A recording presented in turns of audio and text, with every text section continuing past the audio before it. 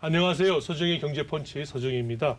한국 경제의 오늘과 내일 고민하고 통쾌한 한방으로 문제점까지 해결해보는 경제펀치. 네, 봄이 온 것 같죠? 네, 봄에 걸맞는 신선한 토픽 오늘 한번 얘기를 나눠볼까 싶습니다. 인공지능. 그동안 얘기 참 많이 나눴는데요. 정말 어려운 소재 아닌가 싶습니다.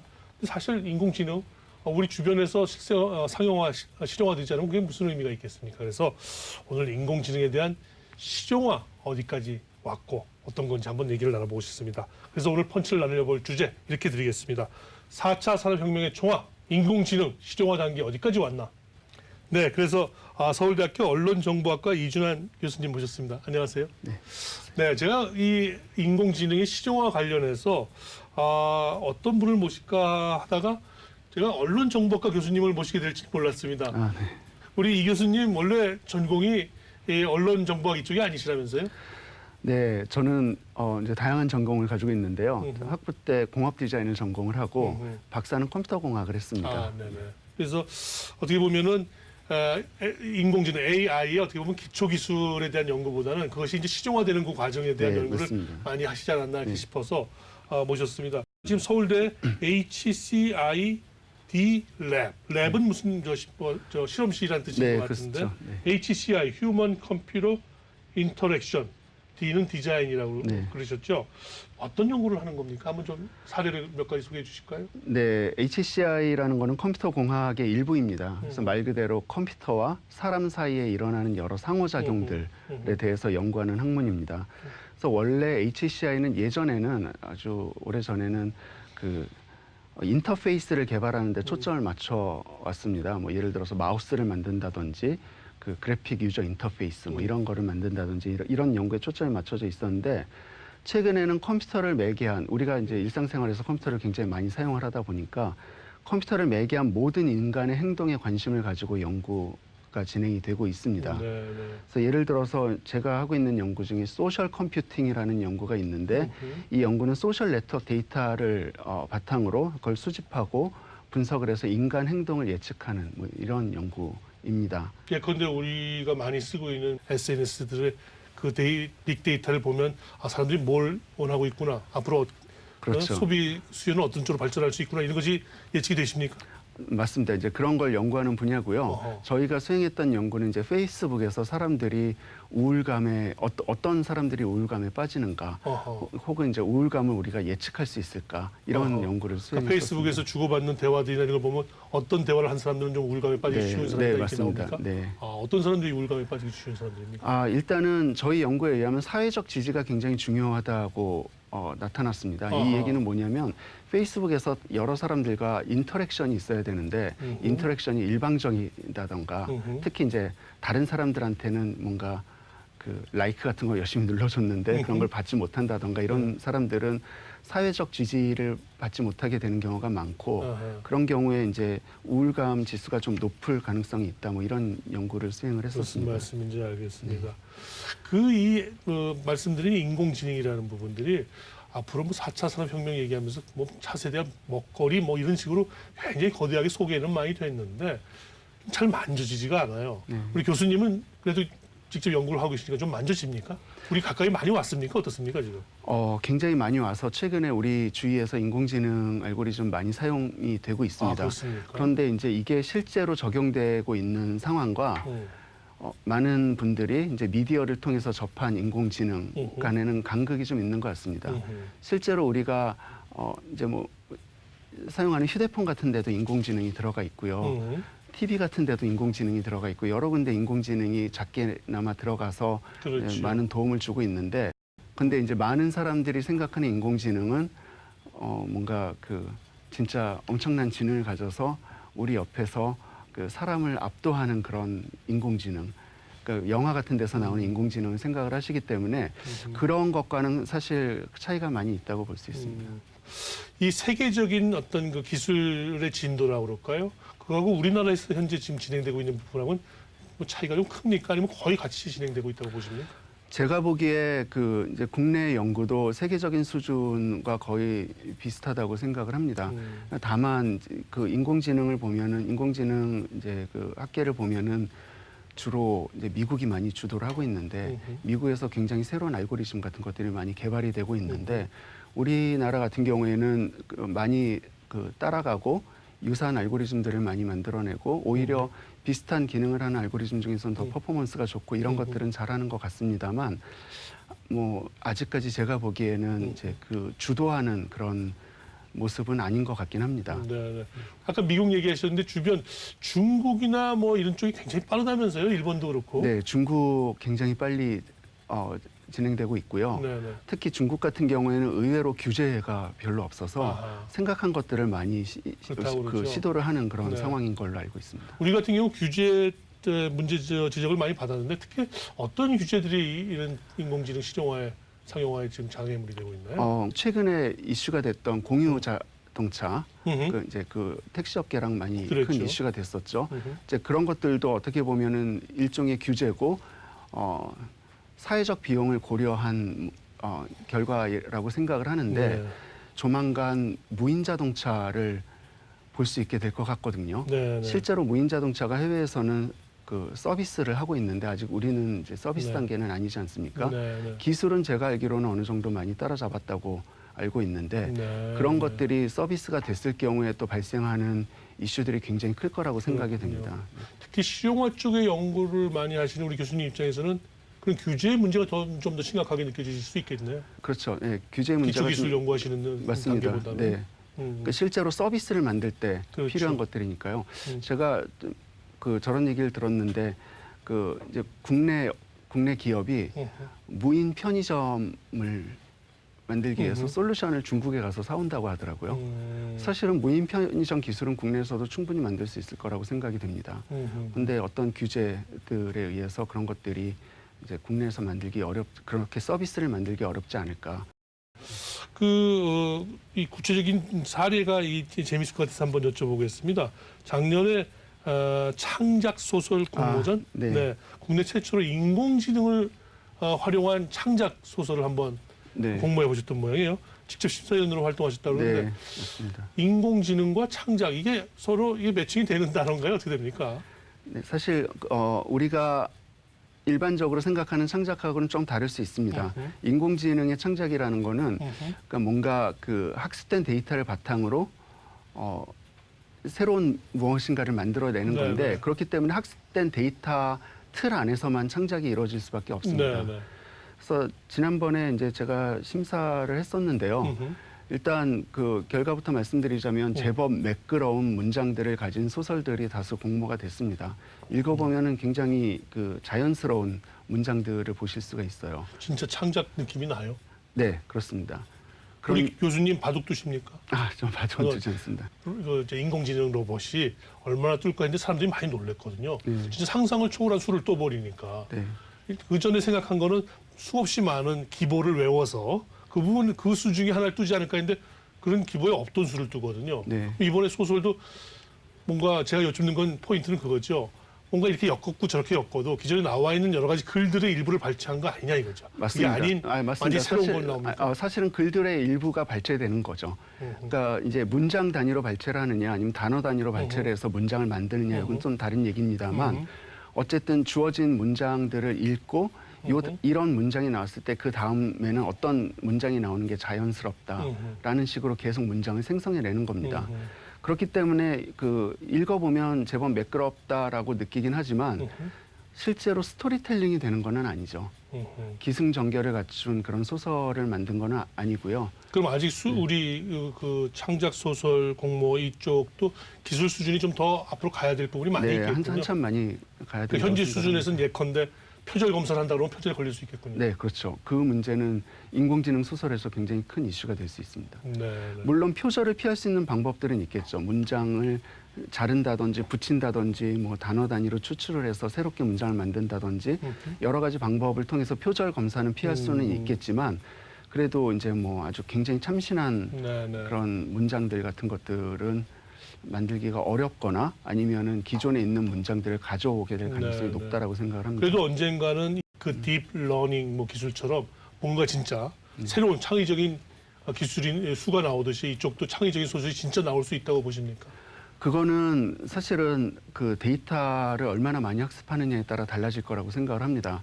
그러니까 사실 우리 인간도 보면은 창의적이라는 게 완전히 또 새롭다기보다는 그렇게 보면 그렇죠. 굉장히 많은 인풋을 통해서 새로운 걸 그렇죠, 만들어내는 그렇죠. 거잖아요. 그렇기 때문에 이제 컴퓨터도 엄청나게 많은 인풋이 주어진다면 네, 네. 사실 인간이 보기에 창의적인 네, 부분이 발견될 수는 있겠죠. 네, 사실은 그게 완전히 창의적이진 않다 알겠습니다. 하더라도. 이 창작 소설 얘기가 나오다 보니까 이제 또 저 관심이 가는 게 저도 이제 미디어에서 종사하고 있습니다만 로봇 저널리즘이에요. 네. 이제 로봇이 기사를 쓴다는 시대가 이미 왔다고 그래요. 네. 저희도 뭐 일부 그렇게 활용을 또 하고 있습니다만 그 연구실에서 이 로봇 저널리즘 연구도 하고 계신다는데 실제 어떻게 기사를 쓰는 건가요? 그 저희가 만드는 로봇 저널리즘 기사는 사실 뭐 아까 창의적인 걸 말씀하셨는데 창의적이라기보다는 데이터를 분석을 해서 그 스트레이트성의 기사를 만드는 데 좀 초점을 맞추고 있습니다. 그래서 주로 이제 데이터 분석이 가능한 야구, 증시, 뭐 선거 뭐 이런 쪽의 네. 기사들을 작성을 하고요. 증시는 사실 쉬운 그렇죠. 쪽 기사일 증시가 거예요. 사실은 제일 쉽습니다. 그렇군요. 야구 경기 같은 게 이제 조금 더 난이도가 있고요. 네. 그러니까 어떤 짜여진 기사 틀에다가 이제 그날의 그 숫자들이 네. 이제 나열되면 일차적으로 기사가 완성될 수 있는 거죠. 네, 그렇지만 이제 그 틀에 숫자를 넣는다기보다는 어허. 전체 데이터를 보고 음흠. 어떤 데이터가 오늘의 가장 중요한 데이터인지 중요한 이벤트가 무엇인지를 찾아냅니다. 그래서 그 중요한 이벤트를 중심으로 문장을 구성을 하고 음흠. 그 주요 문장을 바탕으로 이제 전체 스토리를 만들어냅니다. 그렇다고 한다면 약간 비틀어 생각하면 그 주문을 몇 가지만 이렇게 하면 뉴스도 가짜 뉴스도 얼마든지 만들어낸다는 거 아닙니까?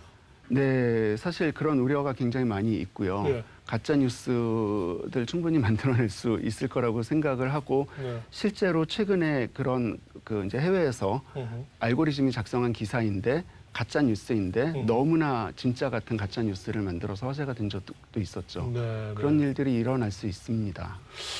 그런 일들이 어떻게 보면 굉장히 이제 광범하게 일어날 가능성도 배제할 수 없는데 네. 그렇게 되면 그 부분을 어떻게 통제할 방법이 있을까요? 그 사실 기술적으로는 쉬운 일은 아니고요. 그래서 이제 팩트 체크 알고리즘의 중요성이 또 많이 강조가 될 것 같습니다. 네. 그래서 팩트 체크 알고리즘이라는 게 기본적으로 그 이제 인터넷의 소스들을 검색을 네, 해서 지금 현재 그 바라보고 있는 뉴스의 정보들이 진짜 정보인지 아닌지 네, 이런 네. 것들을 검색을 하는 거거든요. 그래서 네. 그 이런 기사 생성 알고리즘이 발전하면 할수록 팩트 체크 알고리즘의 발전도 같이 이루어져야 된다고 생각하죠. 이 직접적으로 연결시킨 그렇습니다만 지금 뭐 경남지사 네, 네. 김경수 지사가 이제 1심에서 유죄를 선고받은 그 드루킹 사건도 어떻게 네, 보면 네. 일종의 가짜 뉴스, 가짜 댓글 뭐 과정 아니겠습니까?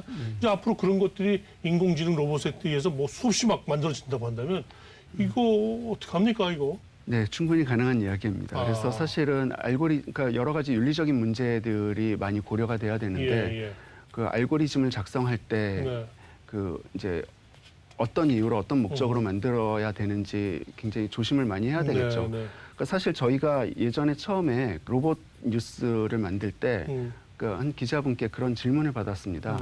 이게 말씀하신 것처럼 가짜 뉴스라기보다는 왜곡된 뉴스를 충분히 만들어낼 수 있지 않느냐.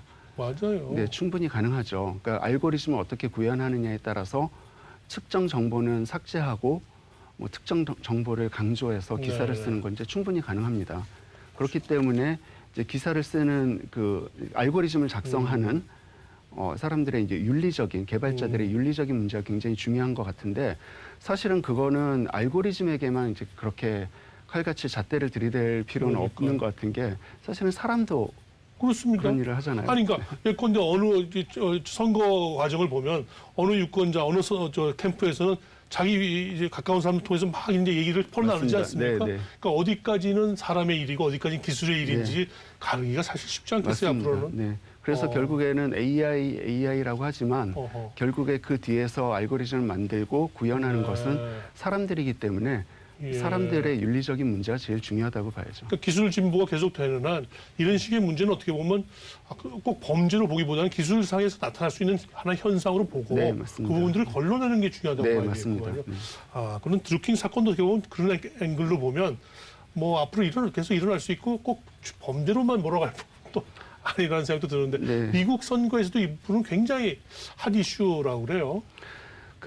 그렇죠. 이제 최근에 미국 선거에서도 가짜 뉴스도 많이 등장을 했고 예, 이미 뭐 네. 일반적인 이슈가 됐다고 그래요. 예전에 이제 디그닷컴이라는 사이트가 있었는데 아. 거기에 올라오는 기사들 이게 굉장히 민주적으로 투표를 해서 메인 페이지에 올리는 그런 아하. 사이트였는데 아하. 거기에서도 미국에서 이제 민주당, 공화당 지지자들이 이제 경쟁적으로 그거를 이제 메인으로 네. 유리한 기사를 메인으로 아하, 올리려고 그렇군요. 노력한 사례도 있습니다. 로봇 저널리즘이랄까요? 그 기계가 할 수 있는 영역이 자꾸 이제 늘어나고 있습니다. 그건 뭐 꼭 나쁘다고 볼 수만은 없을 것 같은데 이러다 저 같은 사람은 이제 일자리 다 잃는 거 아닌가요? 어떻게 됩니까? 그렇지 않고요. 이제 저희가 생각하기에 알고리즘은 사람이 할 수 없는 일, 혹은 사람이 할 필요가 없는 어허. 일들에서 큰 역할을 할 거라고 생각을 합니다. 예를 들어서 저희가 만드는 로봇 저널리즘 알고리즘은 한 뭐 0.1초 만에 기사들을 만들어내는데 사람들이 그건 할수 없죠, 그렇죠. 우리는. 0.1초 만에 기사를 써서 배포를 하고 이런 거는 할 수가 없죠. 그리고 또 한 가지 이제 뭐 한 1,000명, 10,000명의 사람들이 있는데 그 모든 사람들에게 서로 다른 기사를 만들어주는 맞춤형. 거. 맞춤형 기사죠. 이런 것들도 사람이 하기에 매우 어려운 일이죠. 그렇죠. 곤란하죠. 네, 그래서 이런 부분들은 알고리즘이 많이 대체를 하게 될 거라고 생각을 하고요. 그리고 굉장히 이제 무의미하게 반복되는 일들, 할 필요 없는 일. 네, 그런 일들은 또 역시 알고리즘이 대신하게 될 거라고 생각을 합니다. 네, 네. 하지만 통찰력이 필요한 부분들, 정보를 보고 판단을 하고 의미를 만들어내고 이런 것들은 여전히 사람의 몫이라고 생각을 합니다. 그 인공지능의 성지라 불리는 토론토 대학교에서 낸 그 유명한 예측 기계라는 그 책이 있다고 그러더군요. 네. 거기에 보면은 인공지능의 본질은 예측 기술이다. 네, 뭐 맞습니다. 이게 어떤 얘기인가요? 일단 인공지능이 주로 잘하는 것들이 크게 보면 예측과 분류입니다. 그래서 인공지능의 모든 알고리즘들은 기본적으로 예측 능력을 키우는데 이제 초점이 맞춰져 있는데 예를 들어서 굉장히 많은 데이터가 있는데 그 데이터가 가지고 있는 방향성이 무엇이냐 이런 것들을 살펴보죠. 우리가 이제 주가 그래프 같은 거 보면은 이 그래프가 위로 올라가는 거냐 아래로 내려가는 거냐 이런 이제 리그레션 라인 네. 같은 것들을 그려서 보죠. 그래서 인공지능 알고리즘들은 대부분 그런 식으로 이 데이터가 가지는 방향성에 대해서 찾아냅니다. 그렇기 때문에 그 방향성을 찾아내면 예측을 하게 되는 거죠. 점점 더 발달된 인공지능이라면 그 예측이 더 뛰어난 그렇죠. 그런 게 되겠죠. 좀 더 정교한 예측인 그럼 거죠. 그렇게 가면 갈수록 인간의 지성과 판단력 이거는 의미가 약화되나요? 더 커지나요? 인간의 지성이라는 게 저는 예측만 가지고 만들어진다고 생각하지는 않거든요. 인간은 감성도 가지고 있고 뇌과학자들도 아직 파헤치지 못한 굉장히 많은 영역들이 있다고 생각을 합니다. 그래서 지금 인공지능이 모방하고 있는 거는 인간의 능력 중 일부라고 생각을 하고요. 진정한 지능이 되기 위해서는 우리가 아직 파헤치지 못한 여러 뇌의 능력들을 모방을 해야 될 텐데 그 전까지는 아직 시간이 많이 남아 있지 않나라고 생각을 하고 있습니다. 그 전까지라고 표현하신 건 그 언젠가는 맞춤 기술, 뭐 맞춤 영상 하듯이 인간의 판단까지도 어느 정도는 조정할 수 있는 단계가 온다는 건가요? 지금도 인간의 판단, 아주 단순한 판단 같은 것들은 알고리즘이 대체를 하고 있죠. 더 잘하기도 하고요. 하지만 제가 얘기하는 거는 인간처럼 생각하고 느끼고 뭐 이런 것들을 대체하는 데까지 매우 오랜 시간이 걸릴 거라고 생각을 하고 있습니다. 결국은 우리 기업 입장에서 이걸 얘기를 대입해 보면 기업은 어디에 시장이 있고 어디에 수요가 있는지를 미리 알 수만 있다면 참 좋을 텐데 소비를 미리 예측할 수 있는 거죠.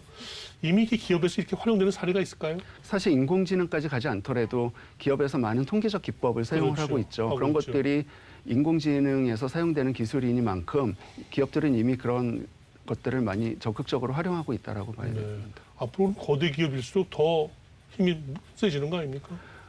그게 가장 큰 이슈라고 생각을 합니다. 그러니까 이 인공지능이 잘 워킹을 하려면 데이터가 많아야 되고 그런 것들을 이제 실행할 수 있는 리소스들이 있어야 되는데 여기서도 그럼 양극화의 문제가 그런 문제들이 발생할 가능성이 큽니다. 네.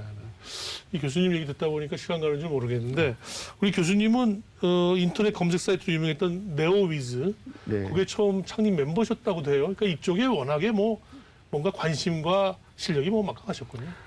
뭐 그렇다기보다는 처음에 창업할 때 같이 참여를 했고요. 근데 저는 이제 바로 그 또 공부를 하려고 미국 유학을 갔다 와서 어허. 그래서 다시 또 네오이즈에서 좀 여러 어허. 서비스를 개발했던 경험이 있습니다. 네, 네. 그래서 그런 것들이 지금 학교에서 좀 뭔가 실용적인 연구를 하는데 큰 도움이 되는 것 네. 같긴 합니다. 돈도 좀 많이 보셨나요? 그렇지는 않습니다. 그렇지 않았습니까? 우리 이 교수님 보실 때 지금 우리 저희 전통적인 저희 미디어의 어떤 그 인공지능을 결합된 미디어의 좀 미래 세계 좀 보이십니까? 일단 그 아주 미래는 모르겠고 가까이 보면 최근에 인공지능 스피커 같은 대화형 플랫폼들이 많이 등장을 하고 있는데 일단 당장은 그 미디어 산업들이 그런 분야에 적극적으로 참여를 해야 될 거라고 생각을 합니다. 우리가 뉴스라고 하면 굉장히 딱딱한 그 기사, 특히 이제 요즘 젊은 학생들은 그 이제 긴 네, 글을 읽는 네. 거 굉장히 싫어하고 그러는데 네, 네. 대화형 UI를 통해서 사실은 뭐 뉴스라는 게 결국엔 정보를 전달해 주는 그렇습니다. 거잖아요. 그래서 대화형 UI를 통해서 다양한 정보들을 전달해 줄 수 있을 거라고 생각을 해서 일단 1차적으로는 그쪽에 좀 뭔가 길이 있지 않을까라고 생각을 하고 있습니다. 고객에게 좀 더 친절하고 편리하게 네, 전달하는 맞습니다. 그런 네. 기법을 이런 인공지능을 통해서 네. 개발할 수 있는 부분. 네. 오늘 이준환 교수님 말씀 대단히 재밌고 감사했습니다. 네.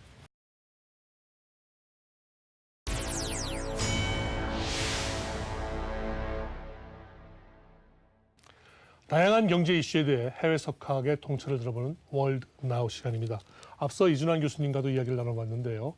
인공지능 기술이 빠르게 도입되면 될수록 인간의 노동력 중에서 대체되는 부분이 있는 반면에 앞으로 더욱 주목받고 각광받는 부분이 있을 수 있다고 하는군요.